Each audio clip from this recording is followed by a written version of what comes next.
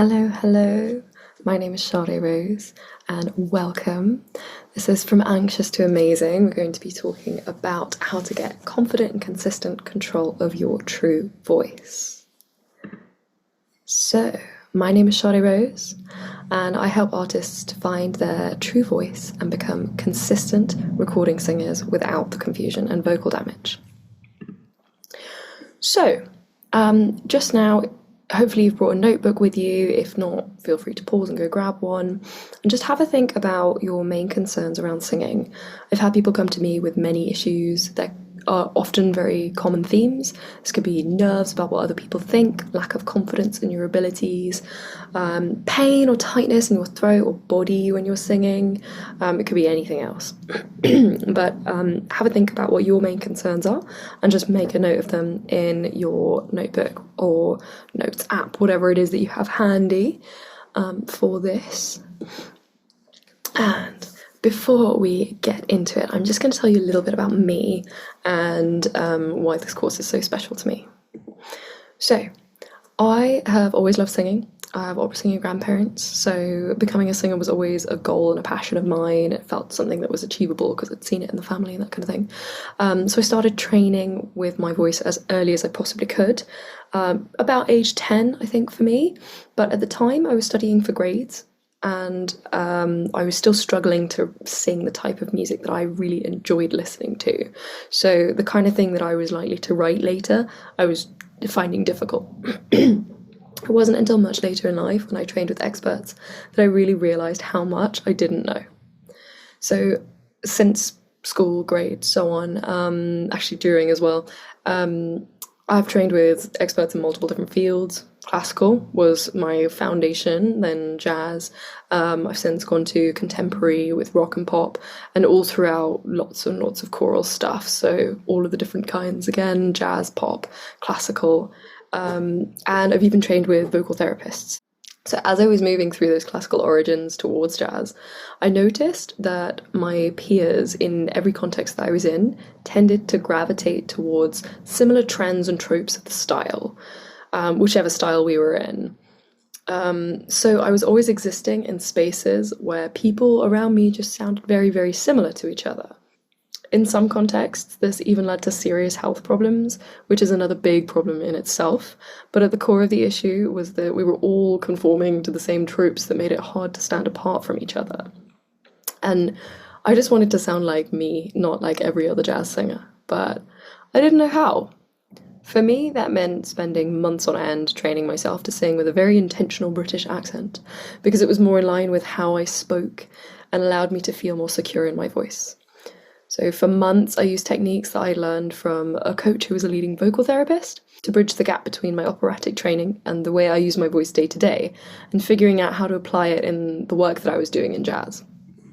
So this meant that I found my unique voice, or at least the basis of it. I had achieved my goal, and it was only again later when I dove into contemporary training and did a degree in performance and recording when I really discovered a new problem. And this new problem was I was a skilled singer, but not a skilled recording artist. I faced problems that just hadn't mattered before, and I couldn't recreate the sound that I wanted reliably. You'd probably agree that it's quite an unnatural feeling to know that you're printing this one permanent performance, because you want that to be perfect. And for me, that perfectionism got in the way. So I had to learn how to elevate the quality of recording sessions and create a more consistent and reliable sound. I went from being a frustrated singer who would get increasingly stressed throughout very long sessions that it took to get a vocal that I was kind of passably okay with, to being so consistent that my double tracks sounded eerily identical. I spent years on the fundamentals of singing and figuring out what was consistently reliable for me to be vocally healthy and stay unique. Now, performances can be easy and fun, and recording sessions aren't scary, and I have a reliable toolkit that I can lean on when things do go wrong, to bring the ease and the fun back into the performance, whether that's in recording settings or in a live context. But the thing is, you don't need to be the most highly skilled singer to be record ready. You just need to have a solid foundation combined with a firm grasp on how to successfully navigate different performance spaces. So, you're in the right place if you lack the confidence to perform your songs. Say you're tired of losing your voice after recordings or gigs, you're tired of hoping that the next take is going to go well instead of knowing that it's going to, you're frustrated at how quickly you become fatigued, you're tired of choosing between wasted recording sessions or a vocal track that you're not satisfied with.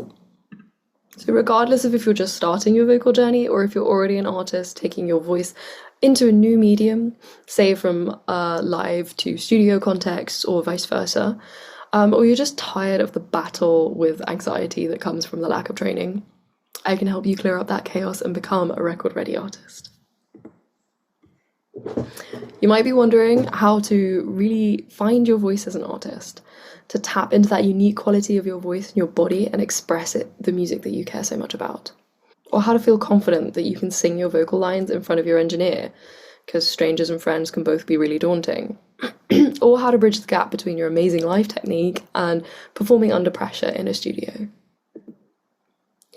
So today I'm going to show you how to gain a solid foundation in singing and what you need to know to feel prepared in the studio.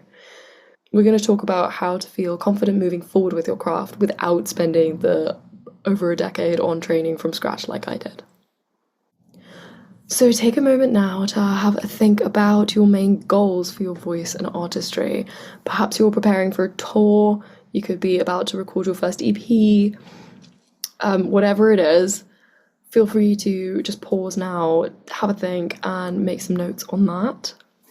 And obviously feel free to keep making notes as we go through if anything does come into your mind later. I've taken my over 15 years of training and trial and error and boiled it down to a system that will equip you with the toolkit of a record-ready vocalist. It is a 3-part framework which will support you holistically as an artist.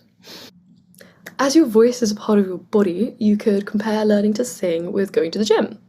You can't expect to be perfectly strong and toned on your first day, and you can't even assume that you know how to exercise without damage if you don't learn the proper forms first.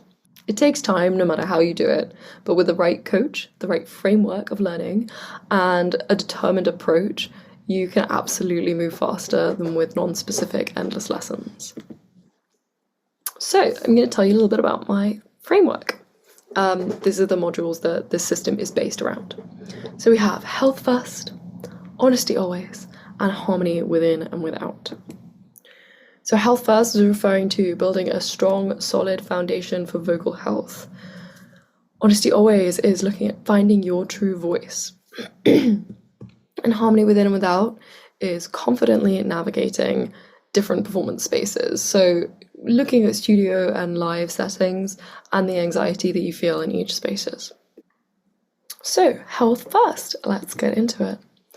As singers, our body is our instrument, and our bodies are complex, invisible machines. We can't see what's going on behind the scenes. We can't just press a button and get the right notes, like you could on a saxophone or a piano. We have to really embody our sound and embody our music. And in order to do that best, it really starts with getting to know your instrument, how to maintain it and how to use it in the long run without damaging it.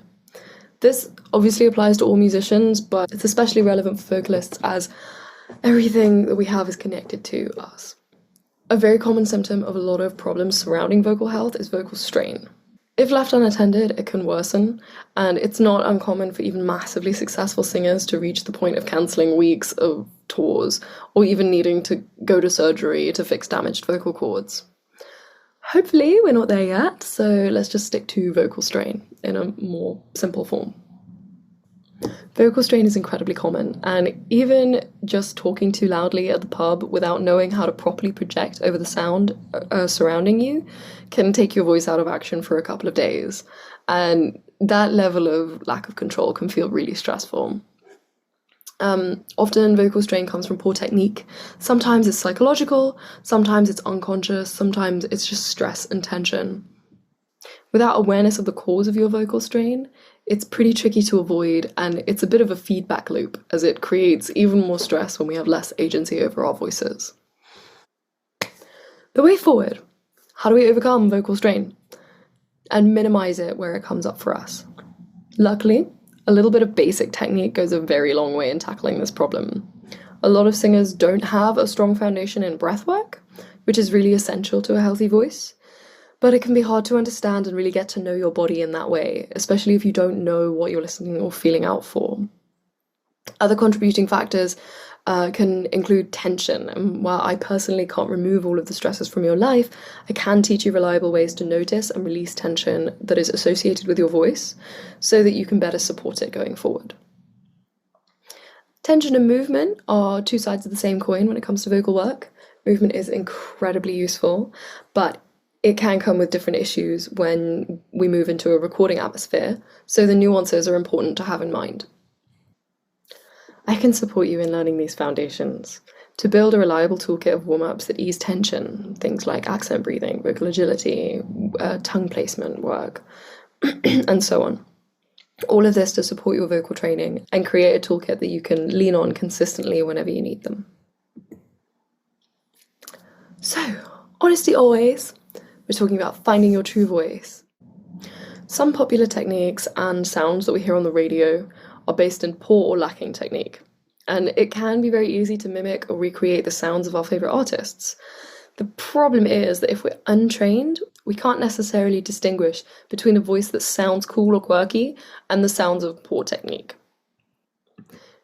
Mimicking without informed technique usually relies on muscular tension, and I'm sure it won't be any surprise to you to hear that tension creates problems with your voice. If you think of knots in your shoulders when you're tense and how much that can affect the rest of your body if you leave it untreated, the same applies for voices. Regardless of how much you love another artist and how similar your quality of voice may be, if you're mimicking artists you like, you probably don't actually sound like you. You haven't learned how to access and release the true quality of your voice that sets you apart from other people. Little bit of myth busting time. It's a common myth that having singing lessons will take away your unique voice and make you sound like all the other pop singers out there, who, by the way, don't sound all the same. There's a reason that you don't confuse Beyonce for Whitney Houston. There's a reason you don't confuse Ariana Grande for Love, if that's how you say her name. When you hear them singing, you can distinctly recognize this is this person and so on. And then by the same token, if you struggle to distinguish between artists, it's likely that they haven't received a lot of training. I truly believe that in order to master your uniqueness, you need to know what you're doing and do it intentionally. At the end of the day, we all have our own voices. You can recognize your friends when they talk to you, even if you can't see them, because they're not mimicking anyone when they're just talking to you. So we should be able to do this when we're singing and be just as recognizable. So the way forward. With training comes understanding musicality and the breadth of choices that you have. Understanding what your influences are doing to make the sound you like, but not mimicking them. Having choices about your accent, but also understanding the nuances and difficulties that come with whichever accent it is that you choose to sing in. In my experience, I very often get told I have a unique sound and my voice is different, which could come from the breadth of training that I've had in lots of different styles, as there's something to be said for falling into tropes depending on the style of training that you receive.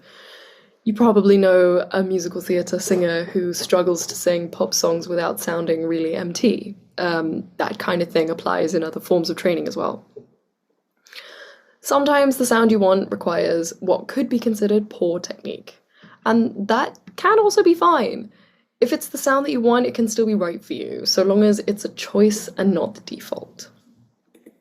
So lastly, we have harmony within and without, and there's a lot to cover in this because we're talking about different spaces, studio and live.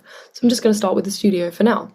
I know a lot of artists who will do vocal sessions for hours on the same song, but before they can reach a point that they're happy with, they have to stop and take a break or call it for the day because their voice has just gone and it just can't keep pushing on. This is the result of vocal fatigue in action.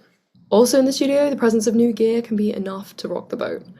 No one really sings with headphones on when they're practicing, and even then, you need to know what you need in your headphone monitoring to make your performance shine. If you're a live performer, you are probably used to dynamic mics. They can take a lot of volume variation, they can take a lot of plosives. You've probably learned live mic technique to manage your dynamics. But suddenly in a studio, you're faced with this delicate condenser. Most modern engineers don't ride faders live to accommodate for your performance, so your position from the mic is reasonably predetermined and fixed. Think back to when I talked about the movement and the tension in the studio. And then we have the issue of the engineer. If you're recording with an engineer, and I recommend that you do, it's inevitable that they will ask you to repeat lines in a different style, with a different inflection, etc.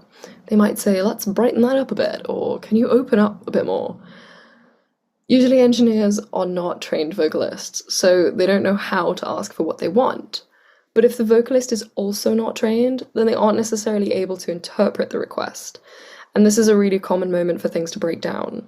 Nerves crop up, and suddenly you are worried about if you're performing poorly, you don't know how to do what they want, you don't know how to do better. Now all of that is rising tension in your body, and that makes it even harder to control the output. Unfortunately, a lot of artists do end up booking multiple sessions with studios for vocals on the same song, purely because the first attempt just didn't go so well.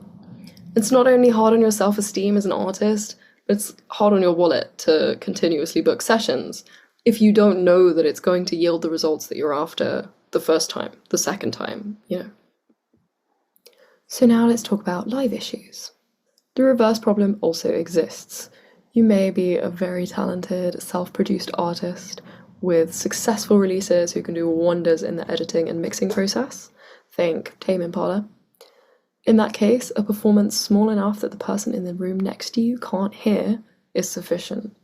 A lot of artists work like this these days, and because you have so much control in the editing and mixing process, it very much doesn't rely on having good vocal technique. But then live settings are less familiar. You're used to a small-scale version of your voice, and you can't hide behind production in a live context. The gear is also not the same in a live setting, and navigating the difference there can be difficult. Then the stage is a scary and foreign place, and you can't show up as yourself. You can't recreate the sound on the spot that you have made on your records, and it's almost like you aren't really the artist that your fans hear on the tracks. So, the way forward for harmony within and without. Once again, having a reliable toolkit for technique is essential for navigating these situations, both vocally and emotionally. A lot of the warm-ups that help you to create and find your true voice are also actually physically relaxing, and they can ease anxiety in unfamiliar contexts. Also, having a solid understanding of the differences in recorded and live singing goes a very long way. It's often a fundamentally different thing. There's a lot that you can get away with in live settings that makes for a dramatic and expressive performance, but in the studio, these things often don't land very well. The reverse is also true. Sometimes control and consistency is exactly what you need in a studio to create the same performance on repeat. Think double tracking a lead vocal. You want those takes to be as similar as possible to avoid endless, tedious editing before the mixing process, because we want to be nice to our engineers. But then if you have this same consistent, controlled delivery every time you perform live, it can end up sounding monotoned and lack expression. Aside from how we are consciously delivering, there's a lot that can affect your performance based on where we're doing it. Things like the gear, the spaces, and the audience. All of this can affect the way that you interact with the music. So I'll just give you some examples. For gear, monitoring can really make or break a performance, so we need to know how it differs between stage settings and studio settings. Then in different spaces, what your ear perceives changes how you interact with the space. For example, we might move a lot on stage with our mobile dynamic mics, but in the studio we're pretty much rooted to the spot, and this is assuming that you're not David Bowie and you want to use a mic that's a little bit nicer than an SM57. I recommend that you do. Also, your audience changes when your space does.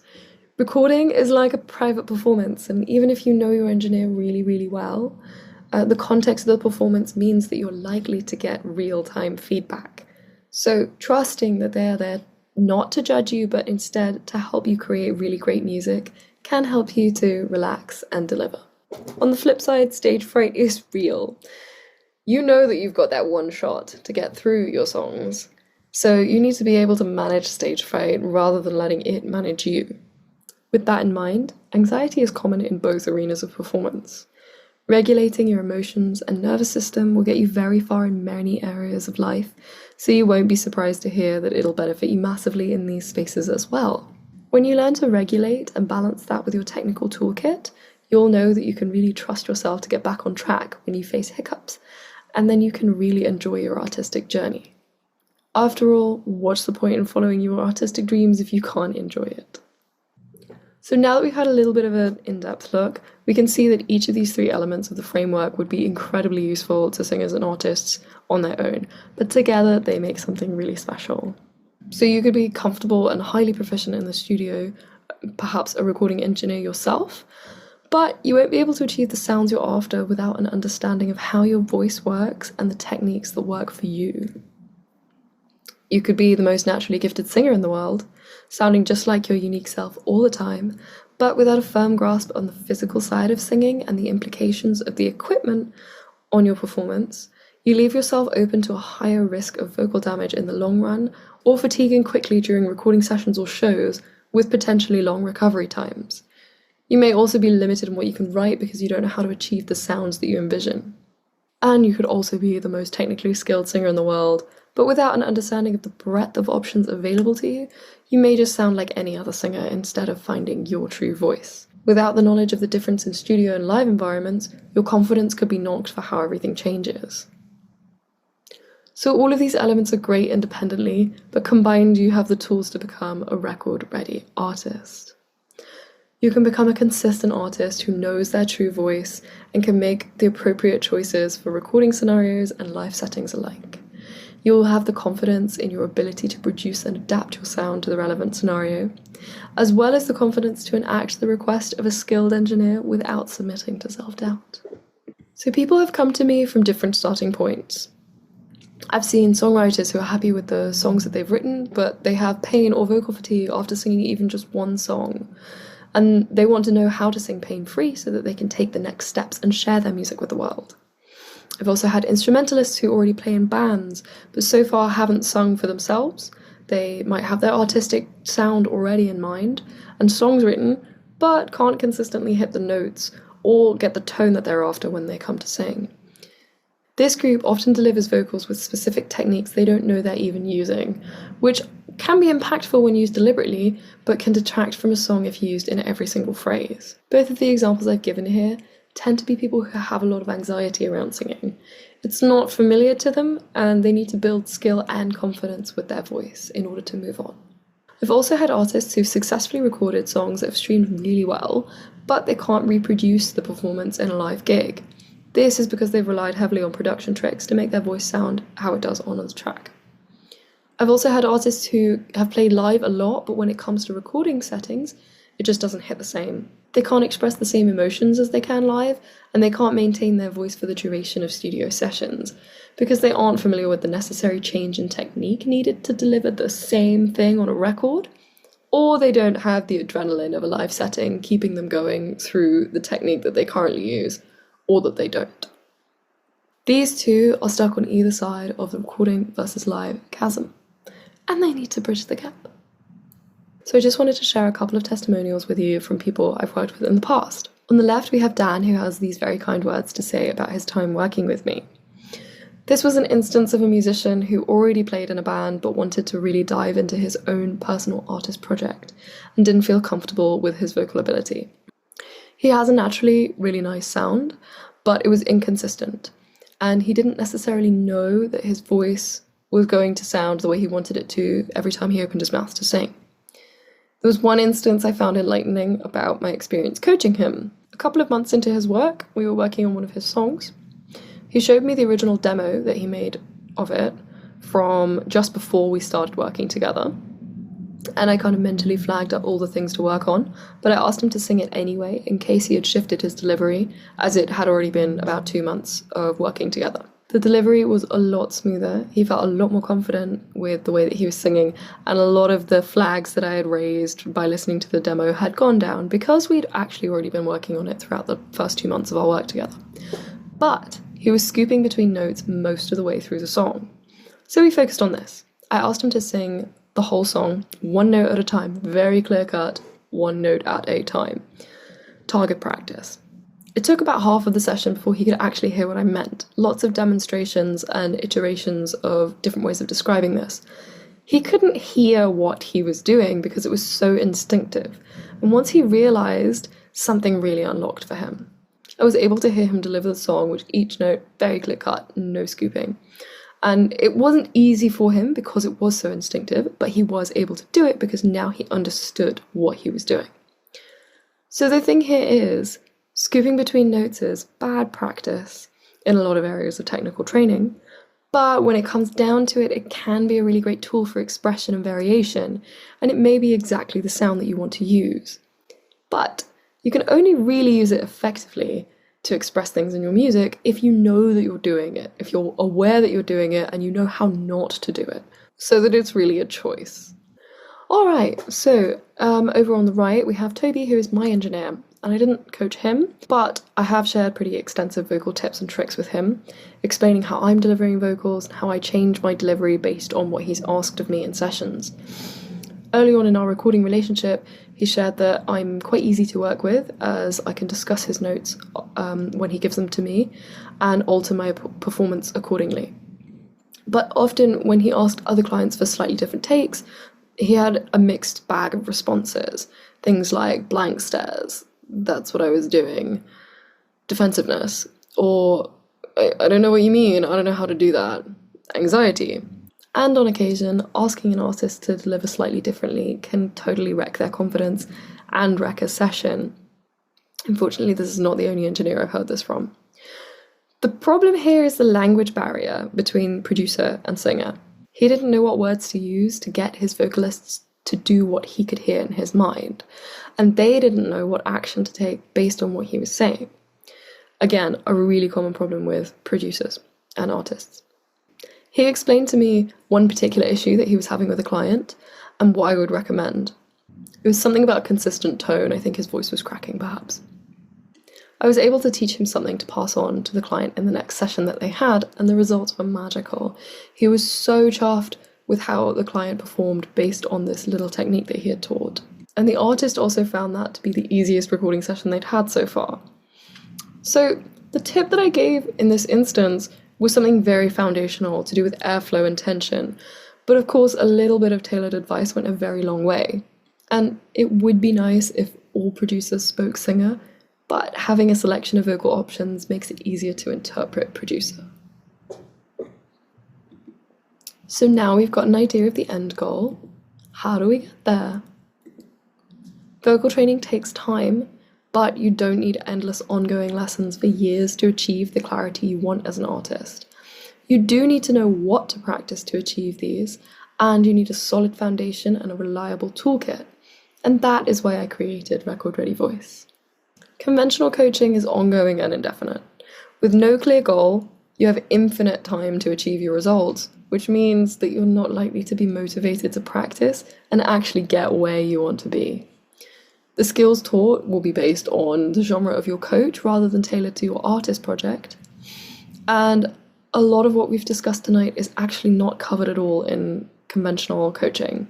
Mindset management, dealing with gear, the nuances of different spaces, all of this will only be included if you know to ask for it, and even then, only if it's an area of expertise for your coach. So I made Record Ready Voice as the answer to these problems. It's a 3-month program. It can't be any shorter than that because it takes time to digest the sessions and put them into practice, but it's short enough that there's a clear end date so that you'll show up and achieve the results that you want to. And we focus on transforming you into the artist that you want to be. One of the core pillars of the course is managing the nuances of different settings, recorded versus live, with the shifts in gear, spaces, and people that we see in these settings. We also discuss emotional management. It's not technically a vocal skill, so usually isn't included in conventional coaching, unless you happen to break down in class one day, which I did back in the day. But it's a very real problem that a lot of us face. When you do Record Ready Voice, you will leave this course feeling confident in and out of the studio, and knowing how to keep going and use your voice even when anxiety creeps in and creates tension. You will develop the ability to show up authentically in every setting with confidence, and you will have taken a shortcut to navigating the vocal life of an artist. You're not going to walk out of it sounding like Beyoncé. You'll walk out of it sounding uniquely like you and completely on purpose. Just going to look at a little breakdown of the 3-month journey. So the structure of Record Ready Voice is a 12-week course that consists of 7 lessons targeted at the milestones that we've just covered, and 5 weeks that are open to focus on areas that you as an individual need the most support in, because everyone is different. I will coach you through the course, supporting you in the areas where most artists struggle, and together we'll develop a personalized toolkit that you can lean on forever. So if you're interested in knowing more and moving forward with your artistic journey, email me at music@saderose.com or request a call with the form below this video. Make sure you send me some samples of your music. Recorded and live is better, but whatever you have is great, unedited preferably, so that I can really hear your voice. And let's have a chat about how we can get you record ready. Thank you so much for listening, and if you do have any questions, please do drop them to me in an email or anything that you've collected in your notebook, from the concerns at the start to your goals, any questions that have popped up along the way. Please do not hesitate to send them over to me. Amazing. Thank you so much.